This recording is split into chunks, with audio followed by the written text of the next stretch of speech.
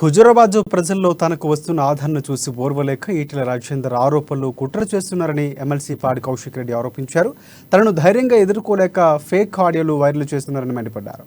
ఆయన పేరు ఈటెల రాజేందర్ కాదని చీటలని ఘాటన వ్యాఖ్యలు చేశారు. ఇక ఈటెలు ఎన్ని కుట్రలు చేసినా హుజూరాబాద్లో గెలిచేది బీఆర్ఎస్ ప్రభుత్వమేనంటున్న బీఆర్ఎస్ ఎమ్మెల్సీ పాడి కౌశిక్ రెడ్డితో మా ప్రతినిధి రాజు ఫేస్ టు ఫేస్. గత కొన్ని రోజులుగా మీడియాలో సోషల్ మీడియాలో ఒక ఎమ్మెల్సీ పాడి కౌశిక్ రెడ్డి ఒక ఆడియో అయితే వైరల్ అవుతా ఉంది. సో దానికి సంబంధించి అసలు ఆ పాడి కౌశిక్ రెడ్డి గారిని అడిగి తెలుసుకున్నాం అసలు ఏంటి నిజమేనా లేదా అనే విషయం. నమస్తే సార్.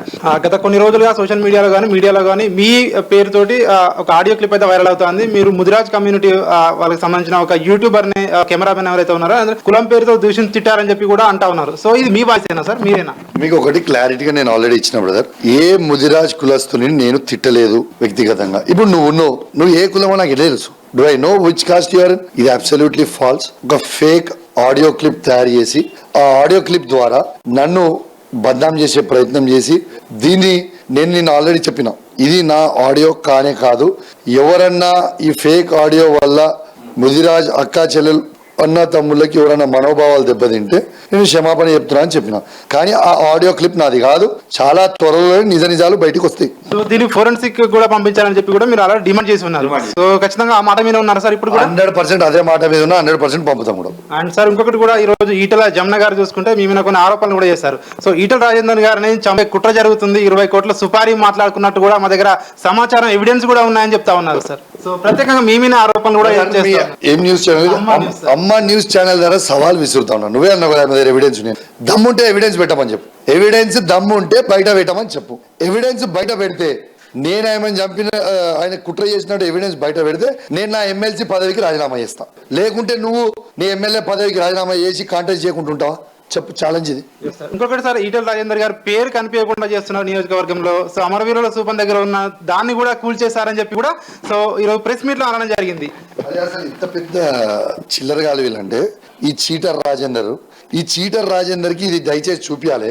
ఇది హుజాబాద్ మున్సిపల్ కౌన్సిల్ లో తీర్మానం చేసింది. రోడ్ వైండింగ్ లో అమరవీరుల స్థూపం ని తీసేసింది. ఈ కాపీ తీసేసే ముందు ఇదే చీటర్ రాజేందర్ కూడా ఇది ఒక కాపీ పంపించడం జరిగింది. యాజ్ అన్ ఎమ్మెల్యే పంపించిన తర్వాత ఆ అమరవీరుల స్థూపాన్ని చాలా గొప్పగా ఇలా డివైడర్ పైన మేము కట్టడం జరిగింది. కట్టిన తర్వాత ఆడ శీలాపలకం పెట్టి ఇది ఈటెల రాజేందర్ పేరు కాదా, ఇది ఈటెల రాజేందర్ పేరు కాదా, ఆయన పేరు లేకుండా ఎక్కడ చేసినామండి అంటే వీళ్ళు ఒక పెద్ద చీటర్స్ అండి. వీళ్ళు ఒక చీటర్, వీళ్ళ కుటుంబం ఒక చీటర్స్, వీళ్ళ చీటర్ ఫ్యామిలీ నుంచి వచ్చిన వీళ్ళు కాబట్టే చెప్తా ఉన్నారు. మరి దీనికి జవాబు వాళ్ళే చెప్పాలి. మరి ఇప్పుడు ఏం జవాబు చెప్తారు సార్? ఇంకొకటి సార్, విద్యా దినోత్సవం రోజు మీరు ఒక ర్యాలీ నిర్వహించారు. అందులో ఒక పాఠశాలకు సంబంధించిన ఒక అబ్బాయి కూడా ట్రాక్టర్ కింద పడి చనిపోయారు. సో దీనికి పాడి కౌశిక్ రెడ్డి బాధ్యత వహించాలని చెప్పి కూడా అంటున్నారు. ఎంత పెద్ద అబద్ధం అంటే మీరు దయచేసి ఇది ఒక 30 సెకండ్స్ చూపించాలి.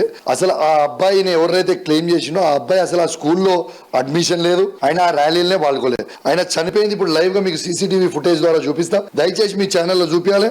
దీని కార్యక్రమం పాల్గొన్నప్పుడు మన మరిపల్లిగూడెంలో వాళ్ళు ఊరేగింపు తీస్తున్నప్పుడు పిల్లల్ని ఆ కార్యక్రమం పాల్గొన్నప్పుడు ఒక పిల్లగాడు ట్రాక్టర్ కింద పడి చనిపోయిండు.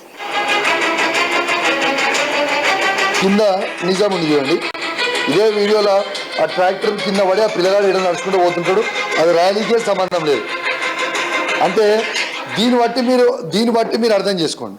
నేను ఎవిడెన్స్ తో సహా మాట్లాడుతా ఉన్నాను. ఒకటి గాలి మాటలు కూడా మాట్లాడుతున్నాను. అంటే ఈ చీటర్ రాజేందర్ కౌశిక్ రెడ్డి అంటే గజ్జును వణుకుతా ఉన్నాడు. ఎందుకంటే హుజరాబాద్ లో ఈసారి బీఆర్ఎస్ జెండా ఎగరబోతా ఉంది కాబట్టి గజ్జును వణికి ఇట్లాంటి ఆరోపణలు చేస్తా ఉన్నాడు.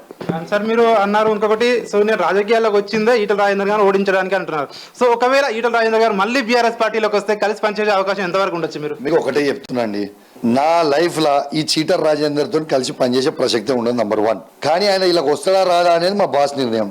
అల్టిమేట్ లా మా బాస్ ఏది చెప్తే దానికి నేను రెడీ. కానీ మా బాస్ నిర్ణయం నా పరిధిలో లేని subject. Thank you very much. So ఇది పాడి కౌశిక్ రెడ్డి గారు చెప్తా ఉన్నారు. సో ఆడియో నాది కాదు, అక్కడ ఏదైతే సోషల్ మీడియాలో కానీ వైరల్ అవుతుందో ఆడియో నాది కాదు. సో దీని మీద ఫోరెన్సిక్ విచారణకైనా సిద్ధం అని చెప్తున్నారు. సో వీడియో జర్నలిస్ట్ మనోజ్ తో రాజు, అమానియస్, హైదరాబాద్.